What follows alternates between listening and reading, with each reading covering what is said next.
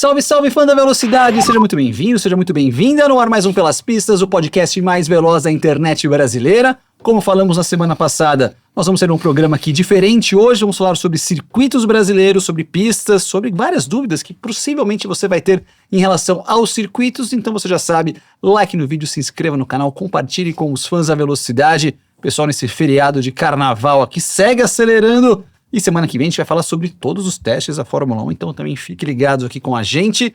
Mas estamos aqui recebendo, primeiro aqui nossa mesa completa mais uma vez, Nelsinho e Christian, tudo jóia? Nelsinho já tá no clima do carnaval total aqui já, né? Por quê? Já tá naquela, né? Eu não comecei a beber ainda, calma. Ainda bem que é a Zero que tá aí hoje, nesse momento aqui, tudo jóia? Tudo bem. Cris também, tudo bem? Opa, Tudo jóia? Nosso convidado aqui, Luiz Ernesto, tudo jóia, Luiz? Obrigado por ter vindo. Eu que agradeço Dinheiro o dos convite. circuitos. Muita coisa bacana pra gente falar aqui, hein? Tem bastante coisa acontecendo. Bastante coisa acontecendo? Uhum. Quais são os mais quentes que estão rolando nesse momento aqui? Bom, nós estamos nos finalmente aí de terminar Goiânia, para o MotoGP, agora legal. em março. Então vamos ter um evento teste no dia 28. Então os últimos detalhes da pista em si está pronta, mas estamos finalizando o ajuste de zebras, parte de defesa, barreira, tudo pronto. E nesse caso é a FIM que vai fazer a inspeção final para homologar o circuito dia 28 de fevereiro. Então, dia 28 de fevereiro, Daqui. chega a chancela, Faz um evento teste com uma corrida nacional, tá? testa todos os sistemas, que lá vai ter toda a parte eletrônica definitiva no autódromo. Tá. Então, light panels, controle de track limits, tudo. Isso funciona 2 rodas e 4 rodas. Vai ficar para o automobilismo. Vai também. ficar fixo naquela pista lá. Ela é fixa. Os autódromos novos projetados, tanto a FIA quanto a FIM, exigem que esses sistemas sejam São já fixos da pista. fixos da pista. Os autódromos antigos, eles vêm se modernizando e atualizando. Por isso que você não vê, por exemplo, 100% em Interlagos. Ali vai ter, mas ainda não tem. Goiânia é considerada uma pista nova, tem que ter 100% para homologar, senão não homologa. Então Goiânia vai ser a pista mais moderna do Brasil, Em disparada. termos de tecnologia, ela vai estar completa. Interlagos vai encostar o ano que vem, vai ficar igual, em termos de tecnologia. Nesse evento teste, tem um número máximo de motos, mínimo? Como é que funciona? A FIM exige, por exemplo, que você faça uma largada com 10 motos, com 30 motos, com 20? Vai testar todo o sistema. Então, no sábado, vão ser feitos treinos setorizados, primeiro para treinar resgate. Que as agulhas foram feitas, a moto tem um sistema diferente de resgate do que o carro. Então, você retira pela agulha e sai pelas vias de serviço, você não usa a pista. E não usa os telehandlers que a gente vê no Fórmula 1 ou nas categorias internacionais. Então, uma outra dinâmica de resgate, que vai ser primeiro testado em cada ponto setorizadamente. E depois o próprio resgate médico. Então, ver o centro médico, foi feito novo, está zerado. As vias de acesso estão ok, se tem alguma dificuldade, os tempos de recuperação, de chegar de volta. A moto, ela não tem... Você cai a moto, está no treino, você tem que levar a moto e o piloto de volta para o boxe, para ele voltar. E os treinos vão rolando, você não tem intervalo. Não tem bandeira vermelha. Não. Só se for uma coisa muito Só grave. se for um acidente grave, aí, que tenha o risco de vida da pessoa, aí sim vai parar. Então tem uma dinâmica diferente do que o pessoal está acostumado com o carro. É isso que vai ser testado no sábado. E no domingo aí sim, corridas, vários trechos de corrida. Um tempo válido normal, 45 minutos. Vai correr a Moto 1000, vai ter uma corrida do Latino-Americano. Vai ter programação das 7 às 6 da tarde. Para testar todos os sistemas. Todos os sistemas, ver se os links estão funcionando, as bandeiras, os light panels estão ok, o long lap está ok. E aí sim, testado todo o sistema, é fechado, sem público. Aí sim vamos para homologação fechada e vai para a corrida. A corrida é no dia 22 de março. 22 de março. Certo. Agora, o que eu escuto por aí é que vai ter bastante gente. Vocês estão esperando quantas pessoas lá? Bom, óbvio que... Tá. Pra MotoGP, você diz. Isso, pra Ele MotoGP. está 100% vendido, né? Então Tá. a capacidade que foi pensada é de 55 mil pessoas para esse evento. Eles refizeram também as arquibancadas do lado de fora, aquilo não tocou muito. Não. Vai ser feito todas umas instalações provisórias, né? Com arquibancadas Por provisórias. fora, você diz. E só- Montar arquibancada. então, Igual já- Interlagos. Quando... Igual Interlagos. Já começou a fazer, já estão sendo feitas.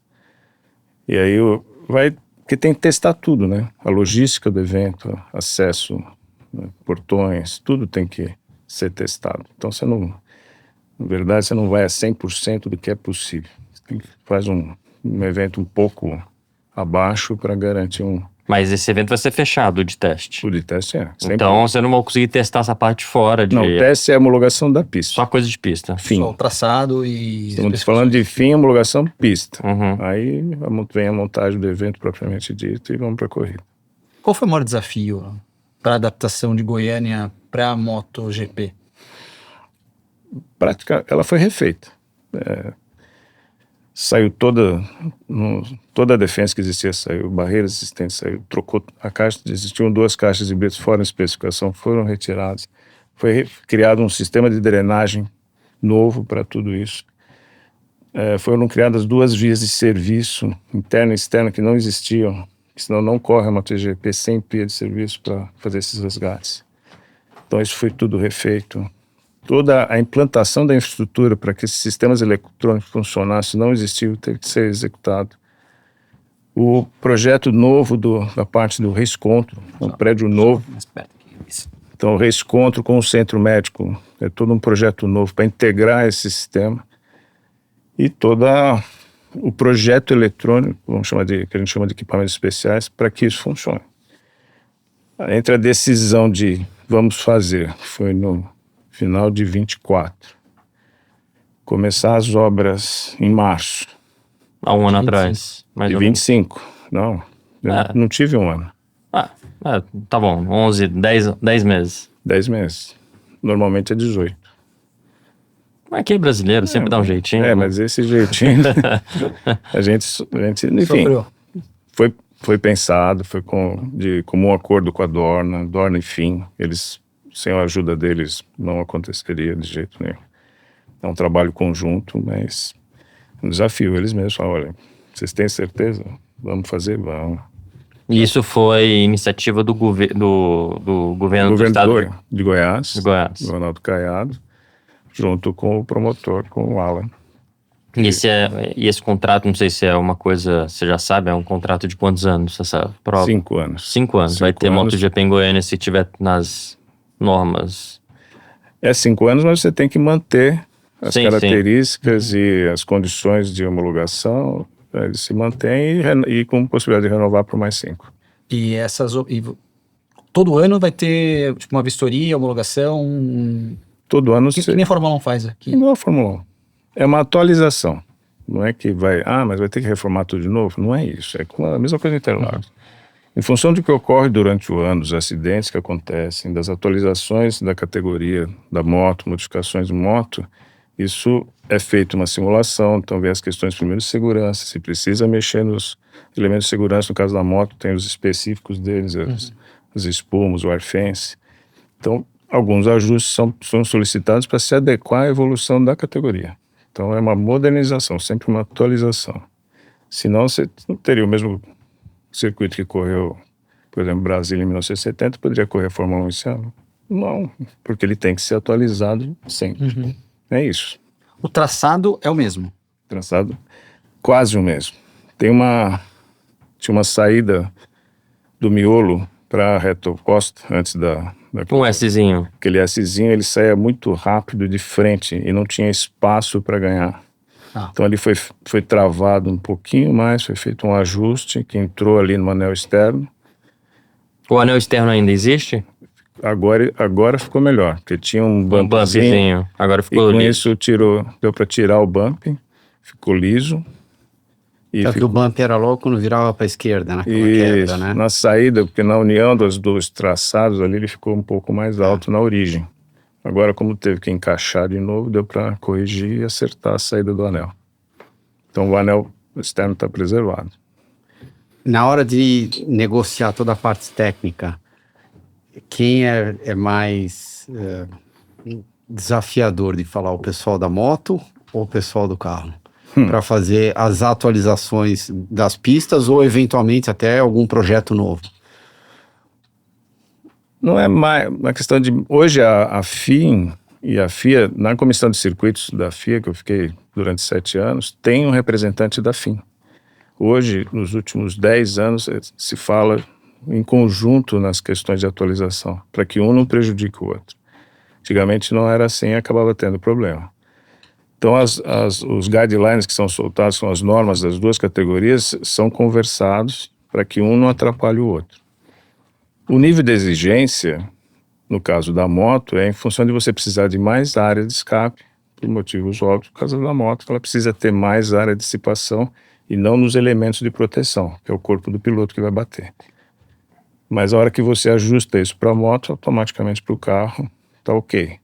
O problema é que a moto gosta mais de um circuito mais travado, para ter a dinâmica da corrida mais plástica, né, nos movimentos de entrada e saída de curva. E os carros querem ter um circuito mais fluido, em tese.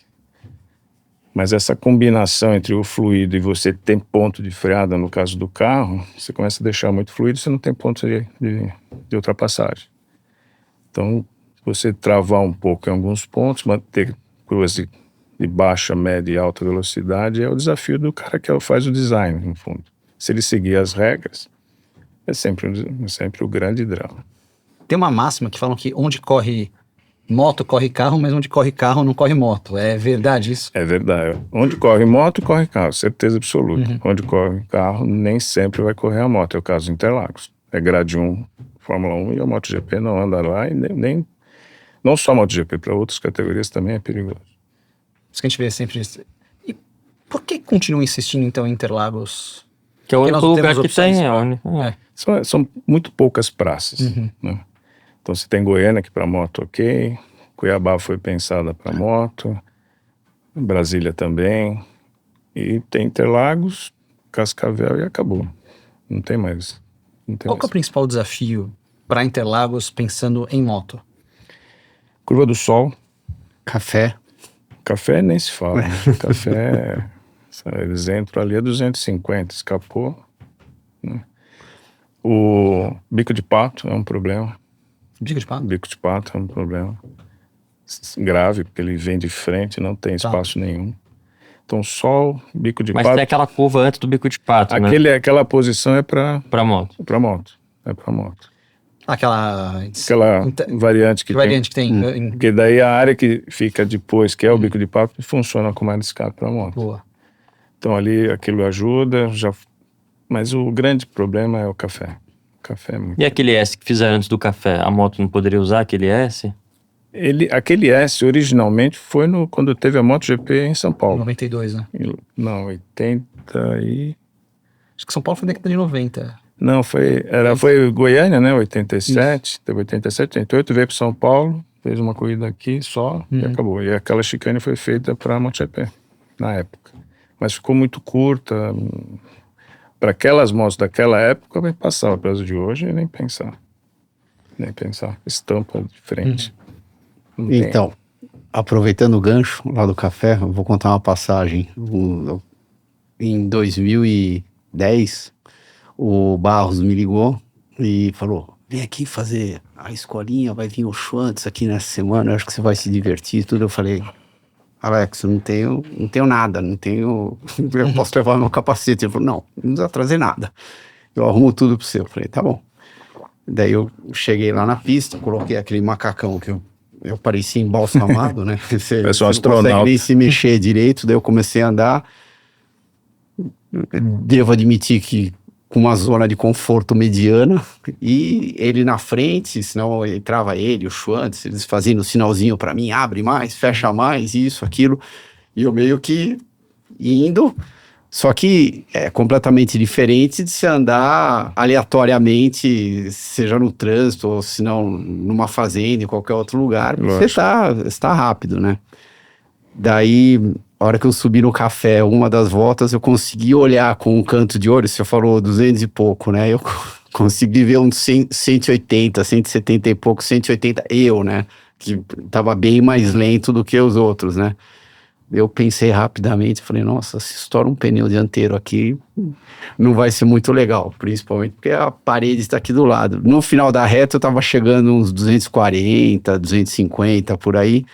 e o Schwantz e o Alex chegavam quase a 300 por hora. 300. É muito rápido. É muito rápido. E aquilo que você tinha comentado, né? Eles não têm proteção nenhuma, né? O carro ainda tem uma certa proteção, tudo lá o teu corpo é a proteção. O estudo de segurança para o automobilismo, você conta com os equipamentos de proteção do piloto, né? Roupa, rãs, hoje capacete. O carro, a questão que o carro, o que ele tem que suportar e deformar para dissipar energia, e daí a pista. Na moto é piloto, pista. Você não tem... A moto, ela, se tiver junto, ela vai ajudar a matar o piloto.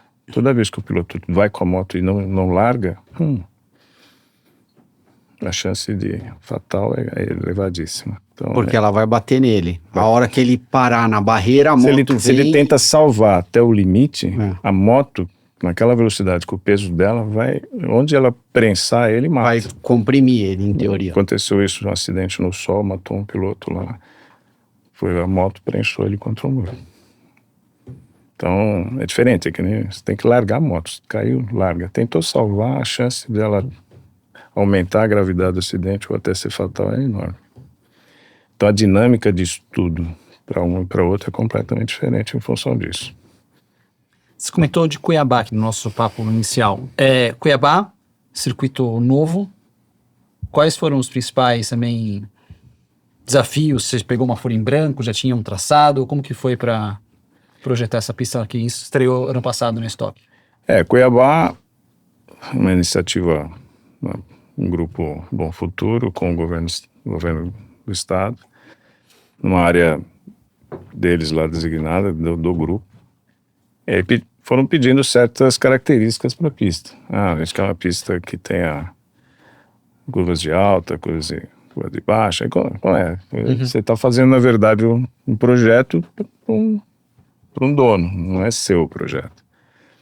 Aí você coloca as questões mínimas para fazer a homologação de um e de outro e dá as alternativas técnicas. E aí é um legozinho, você puxa de um lado, desarruma do outro, puxa daqui, tira daqui. Largura de pista, mais para cá, qual é o mínimo? Porque do outro lado tem a questão financeira, os custos, né? Você pode fazer algo mais amplo, você fala, eu vou projetar, depois eu te entrego. Vai ser muito mais do que ele gostaria. Então, é um jogo de stick e puxa com a questão financeira, que são projetos de grande soma, né? Então, você vê qual é o tamanho do orçamento que é disponível para a gente poder projetar e ele ser executável, né? Não adianta você começa um grande sonho e fica pelo meio do caminho, não adianta nada, porque as pessoas não têm noção do que é fazer um autódromo. Qual que é a principal dificuldade? Ou vou tirar o lado financeiro, mas...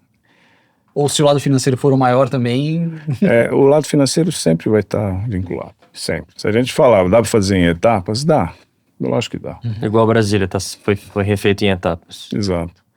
Lógico que dá, mas aí o tempo começa a correr e começa a surgir outros parâmetros. É diferente fazer um projeto de 30, 40 milhões. Você está falando de no mínimo 150 milhões de investimento. É alto. E 150 é pista, só pista. Eu não estou falando de nada que tem no entorno. Box, torre. Torre.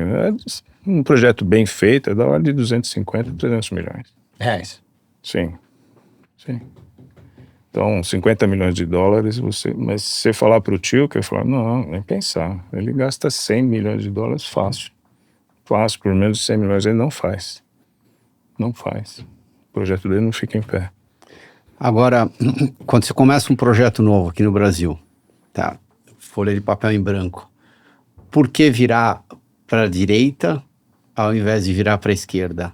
A maioria das curvas. Tem algum motivo técnico ou é só do projeto, da cabeça, daquilo que... O anti-horário, o horário? Exatamente. Na verdade, é as áreas disponíveis, né? Você precisa ter uma área livre, mínima de 500 mil metros quadrados. Livre.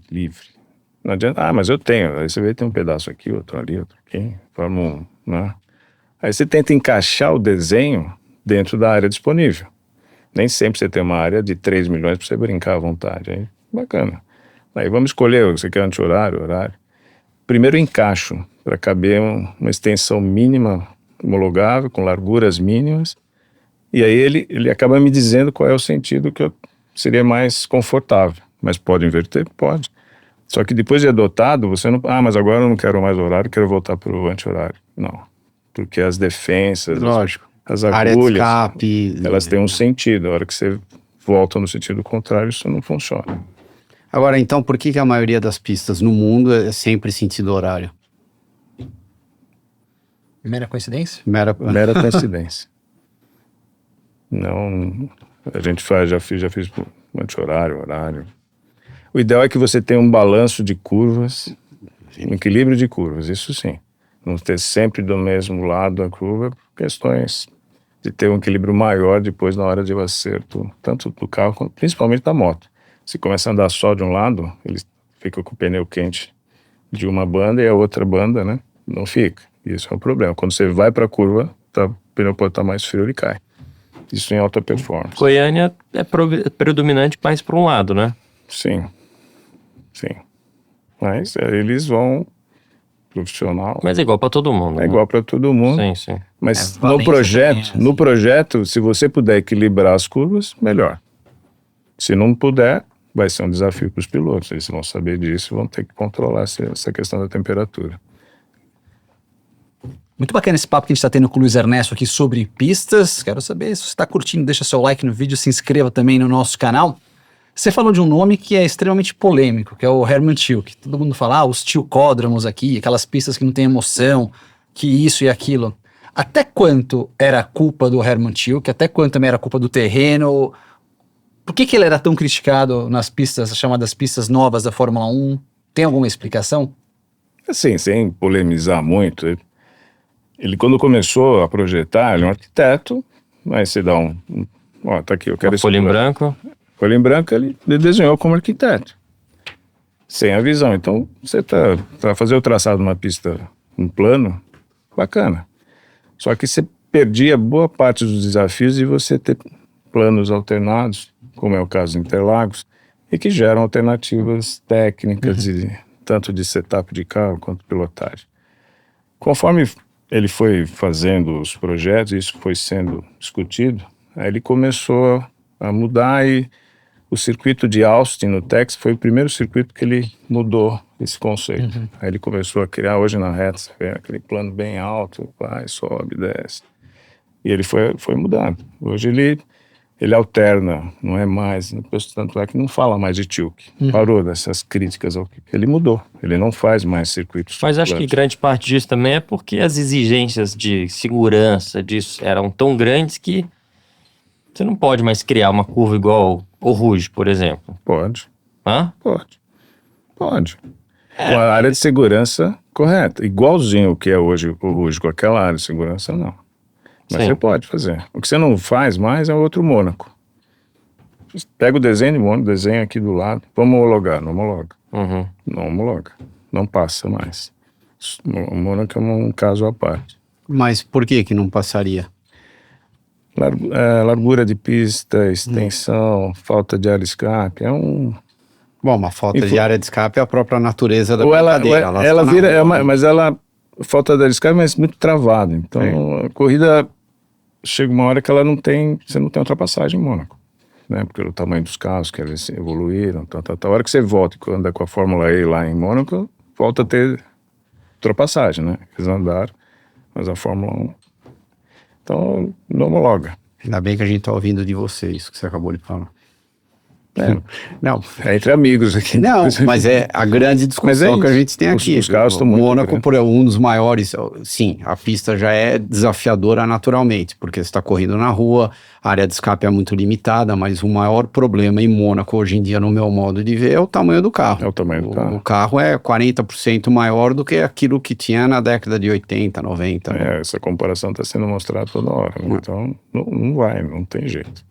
Já o Fórmula E está num tamanho que era lá de trás, né? Então, andou, tem ultrapassagem.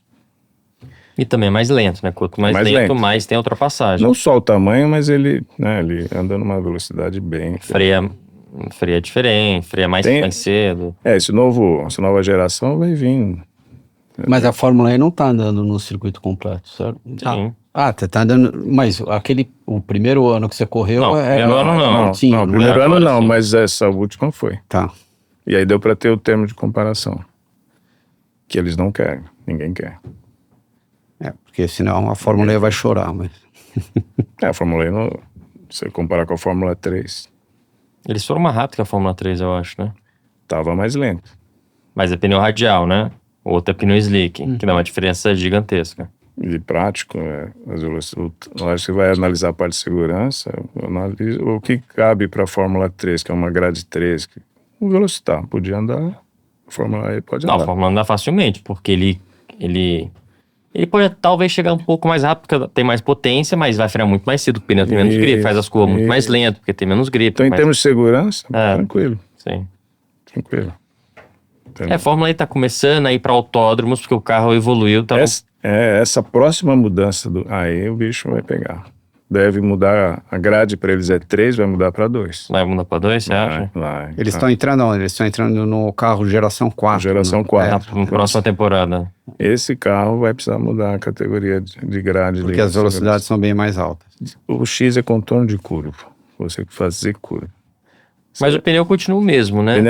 Que eu entendi ainda assim. Eu acho que talvez eles cheguem mais rápido, mas a velocidade de curva eu não sei se vai mudar. A não ser que o carro fique muito mais leve, que eu acho que não vai ser. Não, mas velocidade mais alta, afinal as retas, né, já tem que ir para 2. E se ganhar velocidade de curva, aí nem 2. É isso. Para eles é ruim, porque eles não vão poder ir mais para pistas muito urbanas, igual eles foram. O lado bom é que o carro não fica ridículo em autódromo, ridículo de velocidade, né? Na minha época eu não podia andar em autódromo porque ficava um negócio muito lento. Hoje já não fica tão ruim, entendeu? Correr em Miami na pista da Fórmula 1, cortar a pista, lógico, mas... Mexe na pista, mas no México, né? É na mesma da Fórmula 1, mas num outro traçado mais curto. Sim, mais curto. Velocitar, por exemplo, seria uma pista boa para eles. Poderia andar lá. Sim. Poderia andar lá. A Indy poderia andar no Velocitar? Não. Não. Indy é grade 2. Grade 2. Quais que são as diferenças das grades? Grade 1, Fórmula 1. Tá. Grade 2, Indy e WEC, Mundial de Endurance. E grade 3, aí vem todas as outras. Mas o que diferencia principalmente? Velocidades finais, Tá. e principalmente a relação peso e potência. A relação peso e potência do carro que determina As distâncias. distâncias em que velocidade você vai bater, né, em função da área desse carro. E é isso que vai determinar a grade. E contorno de curva. Tem outras coisas técnicas, por exemplo, a grade 1 tem que ter praticamente um hospital 100% fixo. Aí, por conta da Fórmula 1, ela exige um hospital permanente, como a MotoGP, que é grade A fim. Você tem que ter um hospital permanente, nas outras não. Você pode fazer uma instalação provisória. A Fórmula E corre com um hospital que monta e tira. Sim. Então tem uma parte de retaguarda que a grade 1 exige, tanto quanto a grade A, por conta da própria categoria. Mas em pista é em função da relação peso-potência do carro. E aí, Christian, você falou que tinha várias perguntas. Não, Tá bacana esse papo. exatamente. Uma série delas estão acontecendo à medida que a gente vai conversando. Não, e acho legal porque realmente tem muita gente que o nosso programa chama Pelas Pistas, e muita gente tem essas questões de, por que pode correr uma categoria aqui, pode não correr a outra, os desafios de você montar, às vezes, por que a curva é assim? Então acho que é realmente muito bacana esse papo aqui. Tem uma boa, diga. Eu e o Nelsinho escolhemos aquilo que a gente acha de mais interessante para guiar. Por favor, opine. Até para o pessoal do áudio saber, a gente tem aqui no nosso estúdio, nós temos Mônaco, Brasília, que a gente já fala sobre Brasília, que tivemos algumas alterações, Silverstone, Le Mans, Interlagos, Indianápolis, Suzuka e Watkins Glen aqui no nosso estúdio. Dessas eu sou fã de Suzuka. Suzuka. Você já foi lá? Faz quanto tempo você mexe com... Como é que começou? Vamos voltar um pouco. Como é que começou a sua tara, o seu trabalho? 2000. Quando é que você começou a perder os cabelos com o autódromo?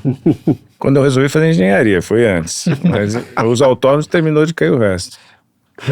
Foi em 2000. 2000 foi feito para Interlagos.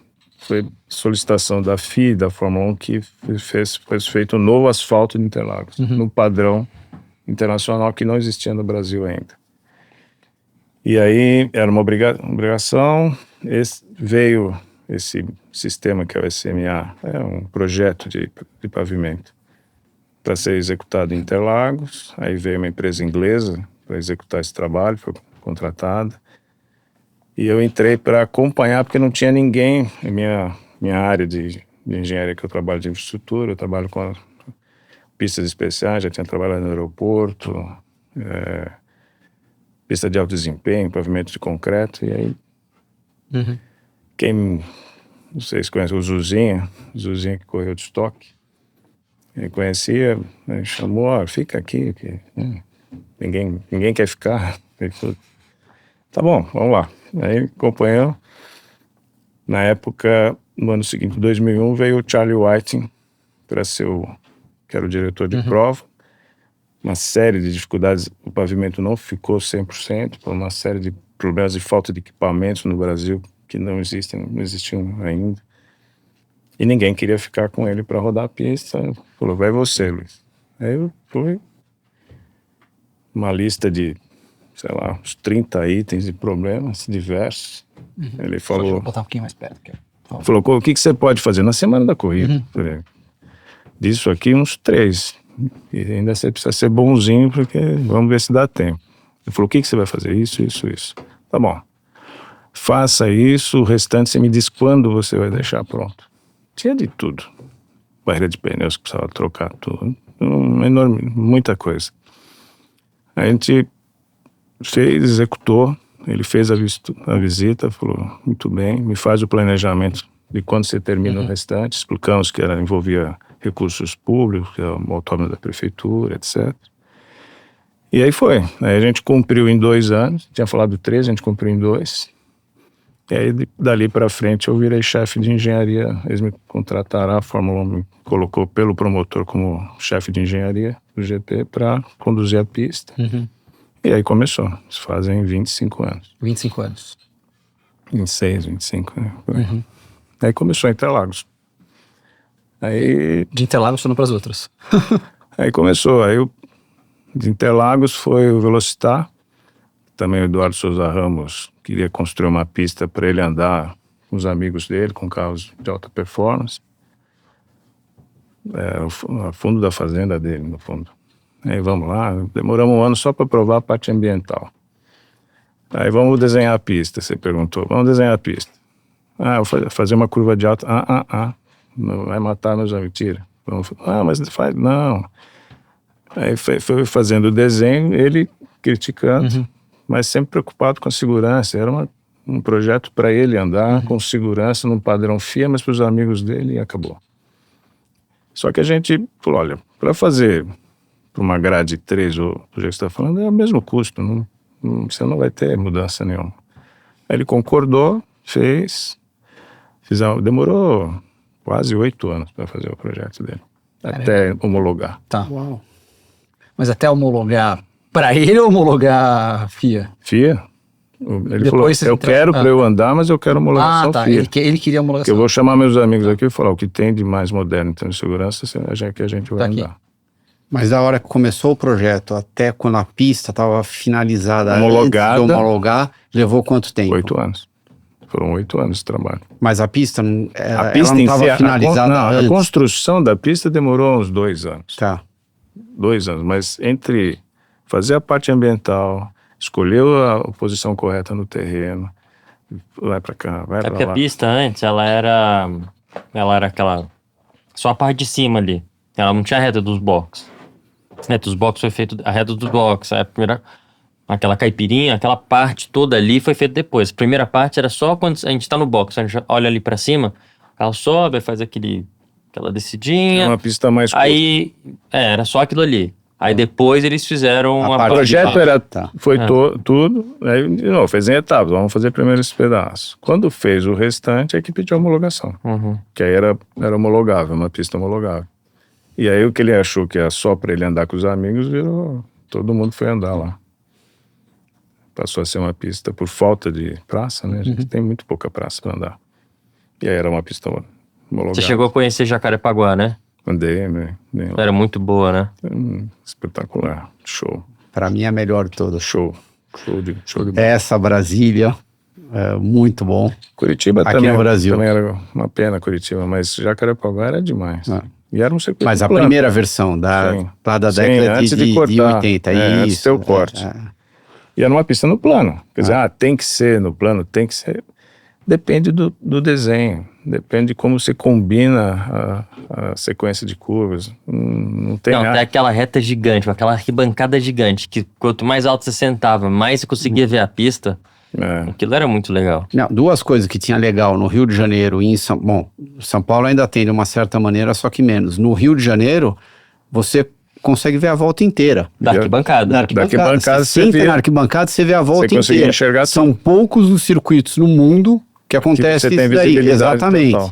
A outra coisa, em São Paulo, o mesmo, só que você vê 60%, 70%, mas é melhor do que outros circuitos que você só vê Você uma não vê curva. nada, Você é. não vê nada. Você vê o carro passando na frente e pronto. Interlagos acho que tá ficando menos agora, porque tem Mas mais aonde arquibancada, Interlagos tem dá uns pra ver prédios. muito? Do setor G você vê bastante coisa. Por exemplo, Não, se você tá no lá na começo largada, do ar, lá no ar. você tá É, na no começo do ar largada, você vê. lá na arquibancada, você vê boa parte da O pessoal pista. que vai Vê pro ar e 60%. fica ali onde é mais A próximo largada do lá de café, fora, aquela arquibancada lá de fora. quando você está mais próximo Tem do Interlagos. café, Tem aqui, ó. você enxerga tudo para baixo. Aqui, ó. Tá sentado aqui. Ah, tá. Vê toda essa parte. Tá. Perdeu. Você só não vê o S do Senna. Cenas, Você não vê o S do Senna. E no G você também você consegue ver bastante. Agora bastante. talvez um pouco menos, também tem umas outras arquibancadas. Na Fórmula 1. O G é O G é a o reta final oposta. da reta oposta. É a reta oposta. O final da reta oposta também consegue ver Goiânia, bastante coisa. Goiânia também vê bastante. Goiás vê bastante. É. Também vê bastante. É. Então, o Velocitar foi isso. Foi um circuito para ele andar com os amigos, virou uma pista homologada FIA. Bacana demais esse nosso Pelas Pistas sobre pistas. Aproveitar agora e fazer o momento Pit Stop de hoje. Momento Pit Stop de hoje, estamos aqui com o Luiz Ernesto para falar sobre circuitos.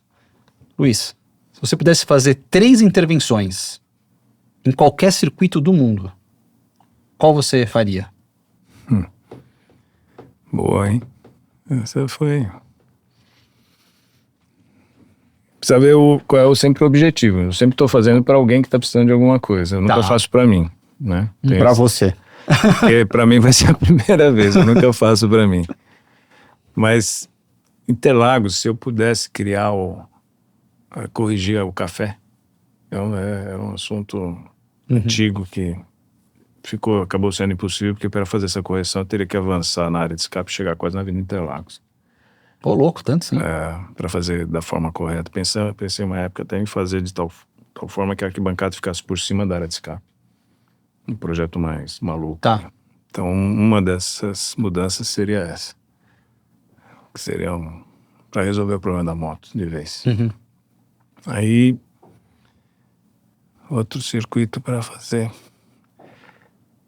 A gente criar o túnel. A gente está sempre ter uma pista em 8. Quando eu falei de Suzuka, que eu gosto, por causa do você ter um 8, que aí você divide as curvas de um lado e de outro de forma mais equilibrada.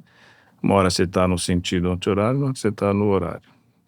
Então, criar mais opções com túnel para você ter esse equilíbrio. Vai ter uma pista, estão fazendo uma pista. Estou com túnel, fazendo um né? projeto, a gente está envolvido num projeto para uma pista com essa característica, uma pista privada.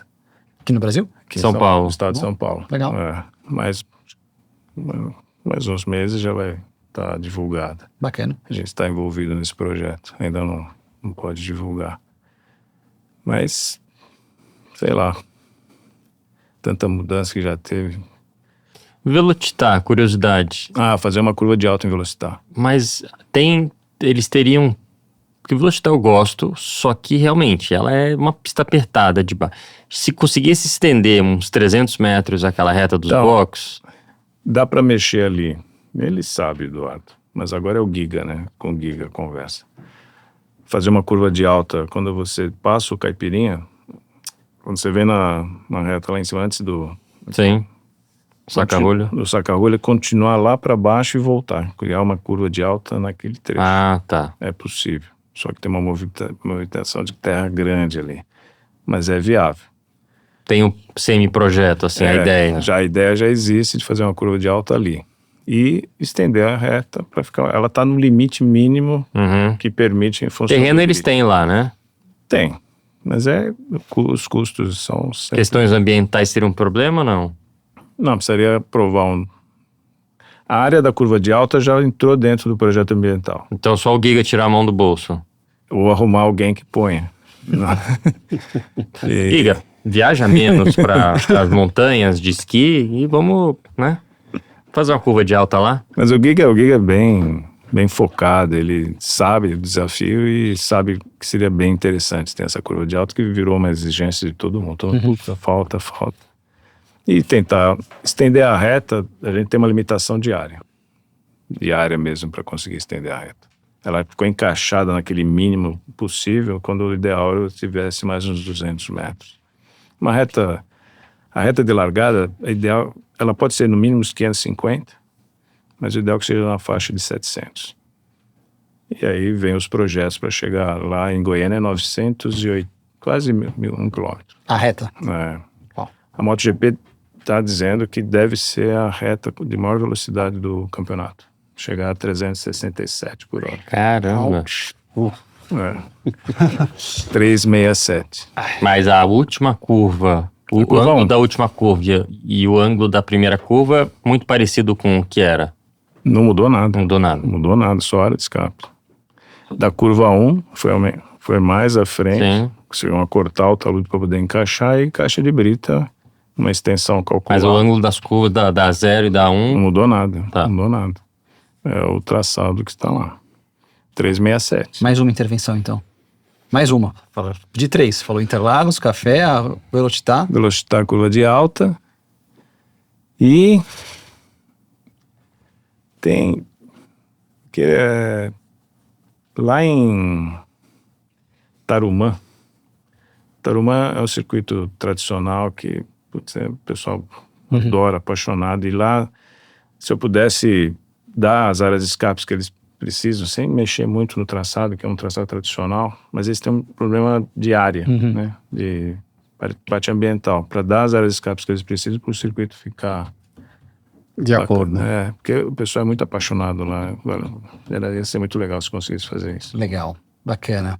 Lembrando, esse foi o nosso momento Pit Stop de hoje. A rede Pit Stop é a maior rede de autopeças do Brasil e você tem a comodidade de comprar numa loja, no site ou por WhatsApp. Então já sabe, peça é na Pit Stop. Peça é na Pit Stop, a maior rede de autopeças do Brasil. Peça na loja, pelo WhatsApp ou site. Pit Stop! De volta depois do nosso momento Pit Stop, lembrando para você dar aquele like no vídeo, se inscrever no canal, compartilhar com o teu amigo fã da velocidade, fã de engenharia, que gosta também dessas particularidades de pista. Muito bacana esse papo aqui. Interessante esses detalhes que você estava comentando, Luiz, de às vezes áreas, de asfaltos. Você comentou da Ruge também. A Ruge tem jeito ou também... Não, Tudo tem jeito? Tudo tem jeito. Sem sombra de dúvida. Em engenharia, tudo você consegue fazer as mudanças técnicas para que você corrija os problemas ou de traçado, área de escapes insuficientes. Envolvem questões financeiras, óbvio. E área. E você ter área que possa ser utilizada para isso. Mas tudo pode ser corrigido. Então, o Ruge, que é uma curva... É show, né? Eu já estive lá várias vezes. Fico lá em cima, fico lá embaixo, tendo o carro subir e descer, fico lá em cima na arquibancada. É impressionante, impressionante. Antigamente, mais por causa dos carros com os motores antigos, era ensurdecedor, né? Mas, em termos de segurança, você ajusta isso. Já foi feito mudança lá no Ruge. Já mexeu na área de escape. Muito, corrigiu, né? E muito, né? É que você está numa velocidade altíssima. O problema sempre em competição é quando foge das questões que a gente pode ajudar, que é em termos de área de proteção. E que na própria pista os carros se encontram. Que é a famosa batida em T. Que aí ele rodou, está na pista, tu vê o que eu posso fazer em relação à pista para ajudar. Esse é o primeiro elemento que a gente analisa para que não ocorra em nenhuma situação é a batida em T. É o primeiro. Tá. Que é disparado o pior tipo de batida. É o pior tipo de acidente. Disparado. Que as consequências são sempre, né, assustadoras e com possibilidade de ser fatal. Então, essa é a variável, porque são muitas as variáveis possíveis de acidentes que você tem que perseguir para tirar num projeto. Mas esse é o principal que a gente olha. Porque essa é a que, se ocorrer, não tem... Você estuda, tá? Eu tenho que mexer então no traçado para ele não escapar mais de um jeito, assim, o assado. Aí, os projetos de segurança hoje, não só eu, né? Que a FIA faz as reuniões e estuda todos os acidentes que ocorrem, se baseiam muito com o mesmo que é feito na aviação.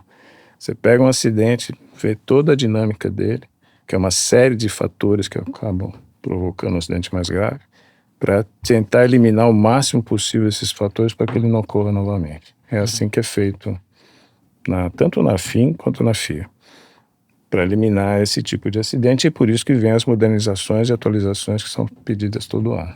É a evolução em termos de segurança, não só pelas questões do carro, mas pelos acidentes que vão ocorrer. Boa. Você tinha comentado um pouco de trabalho que você fez com pistas de avião, e daí a minha pergunta, será que aquelas ranhuras que você tem na pista de avião para ajudar todo o escoamento de água, imagino que óbvio que já deve ter sido conversado, tudo, tentar trazer aquilo para os autódromos também, principalmente em algumas curvas críticas, para no momento que chove, a gente não ter aquele problema que é um clássico, a pista está empoçando, não pode correr, tem que esperar, tem que isso, tem que aquilo.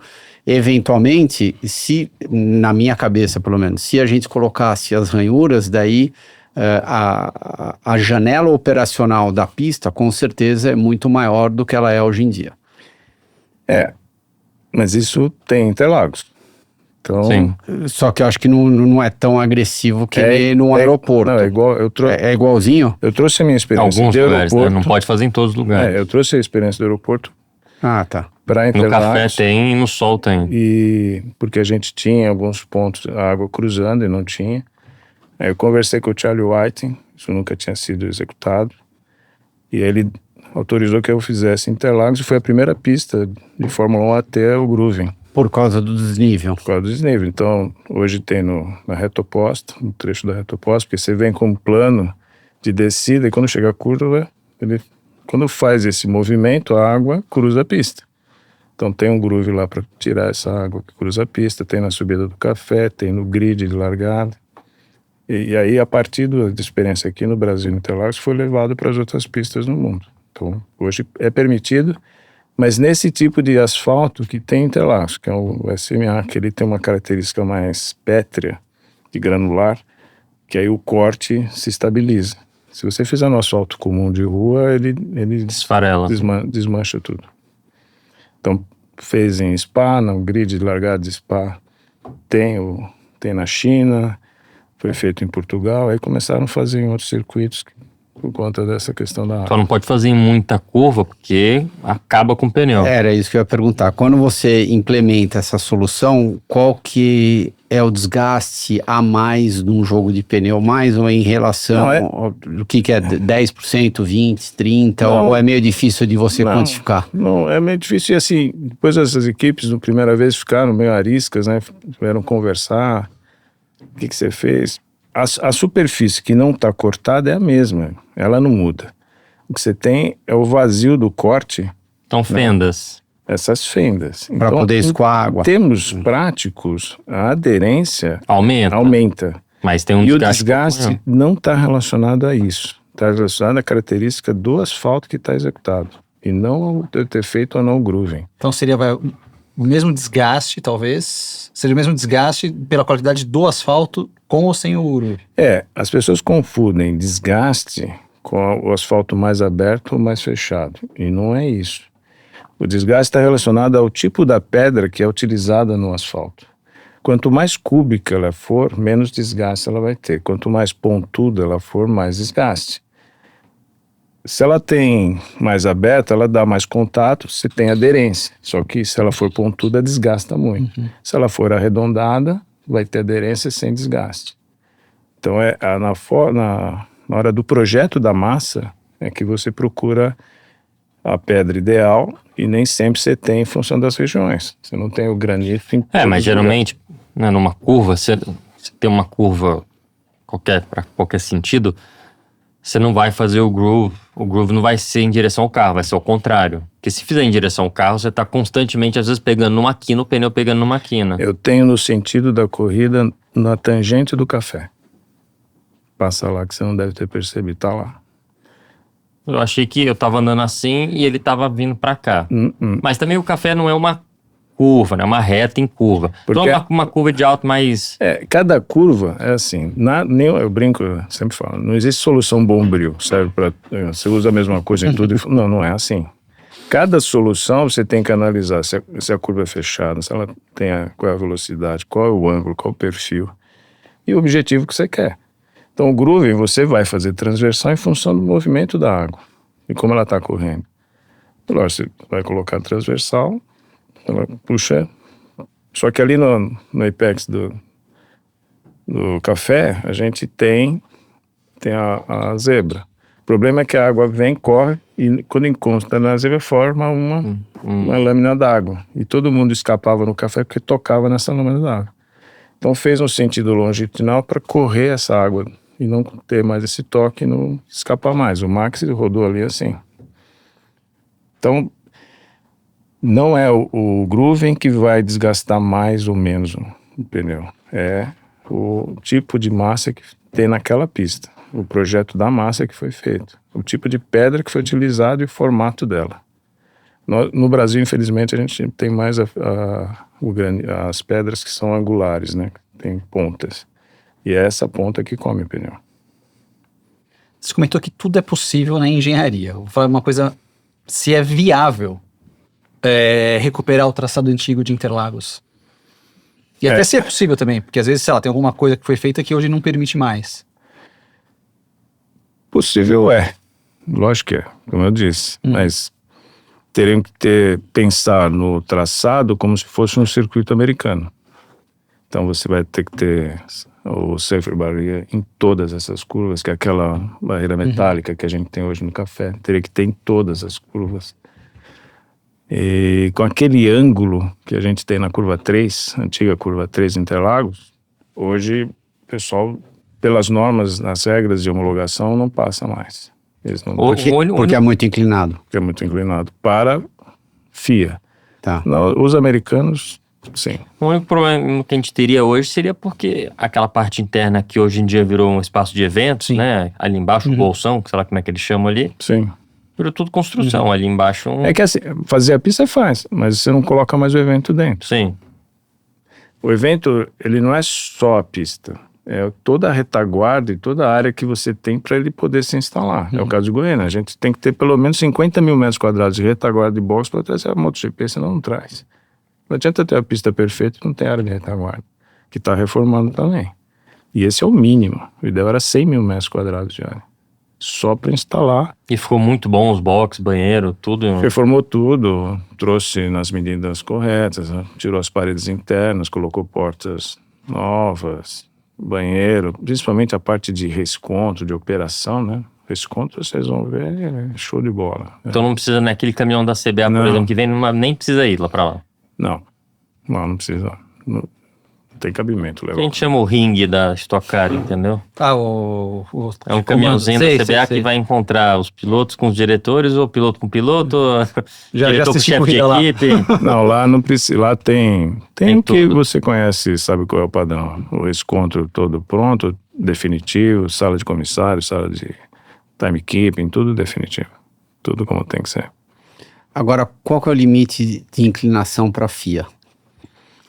Hoje até... Ou não tem? Vai meio que de acordo com a velocidade de cada curva? Assim, a base do trabalho é 15%. 15%. Mas tem alguns casos podem passar disso. Tipo Zandvoort. Tipo Zandvoort. E daí, tipo, a pista nova que estão fazendo em Madrid também, se eu não me engano, certo? Como, por exemplo, Baku, que você tem um trecho lá de subida que tem 7 metros de largura, isso não passa, o mínimo hoje é 12, por que lá tem 7? Então tem suas exceções, tem as exceções, mas que tem que ser olhadas no conjunto do traçado e velocidade, tudo, né? Você não é um Frankenstein, que você vai pegando pedaço, eu quero pegar isso daqui e jogar, já aconteceu. pessoa vem, eu montei a pista, peguei isso daqui, isso, né? Só que não funciona. Mas eu fiz igual, não interessa, não homologa assim. Ela não tem características de segurança em função de como você jogou os pedaços dentro do projeto. Da temporada de Fórmula 1, qual que é a pista mais desafiadora dos circuitos de rua para ser montado todo ano? Olha, a mais gostosa de ver montar é Mônaco. Que tá... É tão fluido, eles estão tão acostumados. Eles estão tão acostumados. A pista está lá, você não vê só. Então eles abrem, tem garagem, tiram a parte da pista, eles tiram, já colocam. Né? É assim, é um instalar de É Deus. muito automático. É muito show ver os caras montarem Mônaco. Desafio é montar Las Vegas. Porque Las Vegas tem a corrida dos treinos, acabou, abre e circula o tráfego normal. Igual Mônaco. Mas Las Vegas você está no meio. Se não fosse assim, não ia ter corrida em Las Vegas. E está numa semana que é a semana de baixa, que fazem a reforma dos hotéis para poder correr, senão não corria. Que é a semana depois a semana da Black Friday. Desarmar a pista todo dia, inclusive nos dias de prova, tem que ter uma logística fora da caixinha para dar certo. Lá quem é organizador é a própria FOM. Não tem um organizador. É a única prova que não é um organizador local, como aqui no Brasil, nos outros países. Lá é a própria FOM que organiza Las Vegas. Está na mão dela. Era um desafio deles de ter prova lá por conta do entretenimento, etc, etc. Então aquela pista montar e desmontar não é para qualquer um, não. Você comentou de pistas americanas, né? Quando a gente falou de Interlagos, se fosse recapitular Interlagos antiga.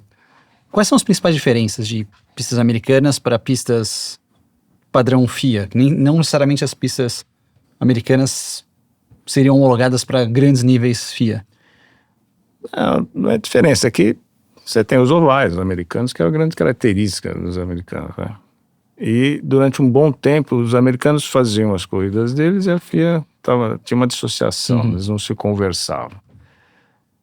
De uns 15 anos para cá, né, até um pouco mais, 20, passou a haver uma integração, FIA e os americanos, eles passaram a integrar a comissão da FIA de segurança, e aí os circuitos começaram a se conversar. Né? Foi depois quando foi o Austin para ser executado lá, nessa época. Alguns equipamentos de segurança vieram em função de coisas que os americanos trouxeram, né? O Hans, ele veio de um acidente do Dale Earnhardt, né, que ele bateu no muro, e dos estudos que a NASCAR fez com a Universidade de América, foi acho que Nebraska, que eles desenvolveram o Hans, desenvolveram o Safe Barrier, que é aquela estrutura de proteção, e que a FIA adotou e unificou para toda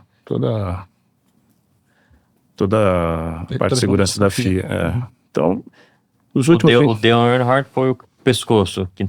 Por a falta do Hans. Ele ganhou a prova, né? Não, ele estava na última volta. Na volta, estava né? em terceiro. Aí ele bateu no cinto, né? Aí ele deu uma escapada, bateu de frente. Não, peraí. Não. A corrida não tinha acabado. A corrida Não tinha acabado, mas ele mexeu no cinto. Não. O que dizem é que ele usava o cinto mais frouxo. muito frouxo. Então mas tava frouxo. isso era um clássico e dele. tava sem... E capacete aberto ainda. Capacete aberto. Então esse movimento... Mas isso porque a NASCAR não implementou, que a gente de Índia, a gente já corria de Hans. Porque o acidente do Dale Earnhardt acidente dele foi em 2001. 2001. Então, em 2000 a gente já era obrigado Hans. a correr de Hans nos circuitos ovais. Ainda não era nos mistos.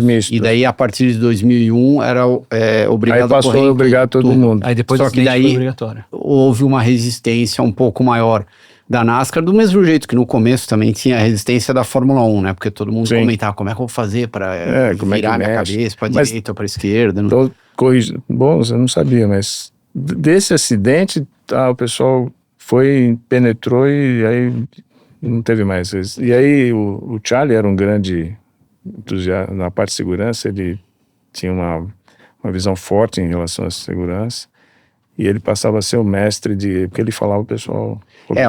Na verdade, onde tudo começou foi na batida do Greg Moore lá em Fontana, em 1999. Só que Pelo amor de Deus, eu não sou especialista disso, mas foi tão violenta a batida dele, que eu não sei se o Hans teria feito alguma diferença.